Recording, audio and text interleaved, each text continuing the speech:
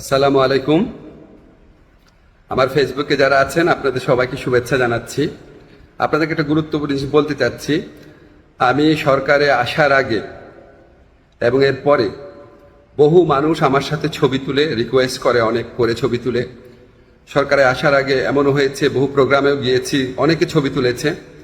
এখন আমাকে কেউ কেউ জানিয়েছে এই সমস্ত ছবি দেখিয়ে কেউ কেউ অবৈধ সুবিধা আদায়ের চেষ্টা করছেন এবং কেউ কেউ নাকি বিভিন্ন কথা বলে চাঁদা আদায়েরও চেষ্টা করছেন। এগুলো আমি শুনেছি, সত্য মিথ্যা জানি না। আমি এটা তীব্র প্রতিবাদ করছি। যারা এই সমস্ত কর্মকাণ্ড করছে বা করার চেষ্টা করছে, আপনারা তাদেরকে পুলিশে ধরিয়ে দিবেন। কোনো অবস্থাতেই, কোনো কারণেই আমার কথা বলে কোনো কারণে কেউ যদি কোনো রকম চাঁদা আদায়ের বা অবৈধ সুবিধা আদায়ের চেষ্টা করে, আপনারা তাদেরকে পুলিশে ধরিয়ে দিবেন, মামলা করবেন।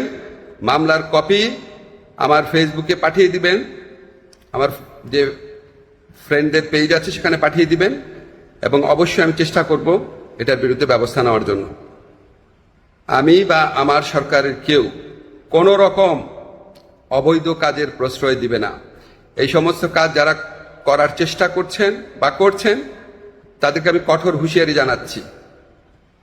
বাংলাদেশের মানুষের সাথে কোনো রকম অন্যায় করবেন না, আমাদের কারো নাম ব্যবহার করবেন না, আমাদের নামে কোনো রকম চাঁদাবাজি, অবৈধ সুবিধা আদায়, কাউকে কোনো রকম হুমকি দেওয়া, এসব থেকে বিরত থাকবেন।